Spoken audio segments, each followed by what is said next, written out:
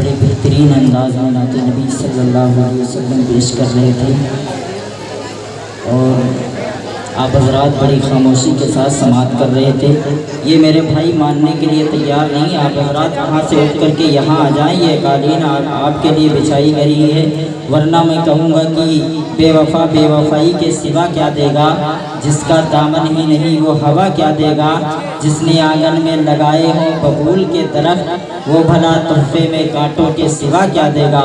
इसलिए आप हज़रात इधर आकर के बैठ जाएं। ये मेरे भाई जो सामने खड़े वो भी बैठ जाएं। मोहब्बत से बोलिए सुभान अल्लाह।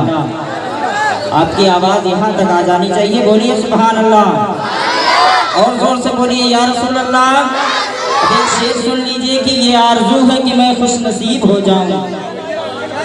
बेदार हो जाए, आप भी बेदार हो जाइए। बोलिए सुभान अल्लाह। ये आरज़ू है कि मैं खुश नसीब हो जाऊँ, ये आरज़ू है कि मैं खुश नसीब हो जाऊँ, असीरे गेसुए जुल्फ़े हबीब हो जाऊँ। बोले बोले सुभान अल्लाह। ये आरज़ू है कि मैं खुश नसीब हो जाऊँ, असीरे गेसुए जुल्फ़े हबीब हो जाऊँ। उरूज उरूज क्या है बताऊँगा आसमानों को, दरे हबीब से पहले करीब हो जाऊँ, दरे हबीब से पहले करीब हो जाऊँ। और जिसमें यासीन को साए से अलग रखा है, जिसमें यासीन को साए से अलग रखा है, नूर को उसने अंधेरे से अलग रखा है। जिसमें यासीन को साए से अलग रखा है, नूर को उसने अंधेरे से अलग रखा है। याद रखिए जो बोलते नहीं बेकार लगने लगते हैं, वो ठीक हो के भी बीमार लगने लगते हैं। जनाब अपना ताल्लुक है उस कबीले से जहां गुलाम भी सरदार लगने लगते हैं। मोहब्बत से बोलिए सुभान अल्लाह। वरना मैं कहूँगा कि बुलबुल को फूल शम्मा को परवाना चाहिए, बुलबुल को फूल शम्मा को परवाना चाहिए, हमको रसूल पाक का दीवाना चाहिए। जोर से बोलिए सुभान अल्लाह। बुलबुल को फूल शम्मा को परवाना चाहिए, हमको रसूल पाक का दीवाना चाहिए। और जिक्र नबी से रूह को गरमाना चाहिए, जिक्र नबी से रूह को गरमाना चाहिए। जब उनका नाम आए तड़प जाना चाहिए, जब उनका नाम आए तड़प जाना चाहिए। और जो भी करते हैं मेरे आका की बुराई, उनको तो पैदा होते ही मर जाना चाहिए। अब बोलिए सुभान अल्लाह। दिल लगा करके हाथों को उठाकर बोलिए या रसूल अल्लाह।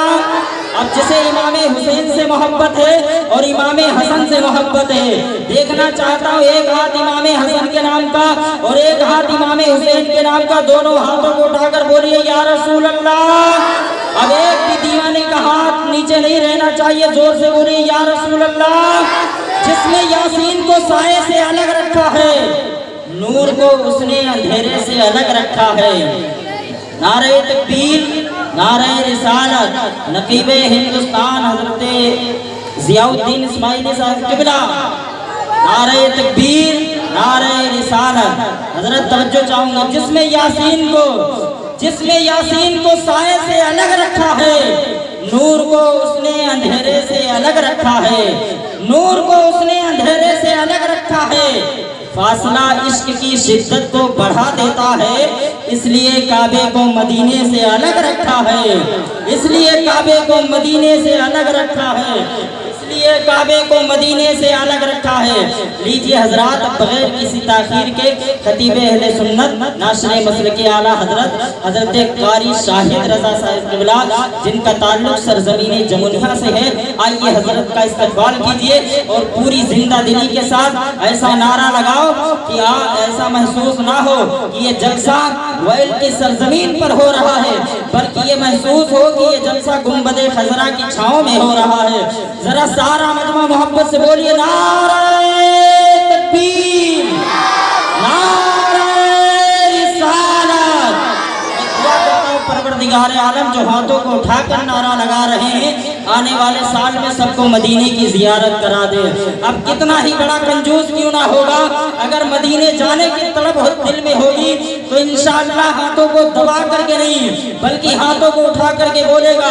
बोलिए नारे तकबीर, नारे रिसालत, नारे रिसालत। अज़मते कुरान कॉन्फ्रेंस मसलके आला हज़रत, नारे तकबीर, नारे करीने की बात हो, बज़्म सुखन में आज मदीने की बात हो, और खुशबुओं से दोस्तों भरता नहीं है दिल, सरकार दो जहां के पसीने की बात।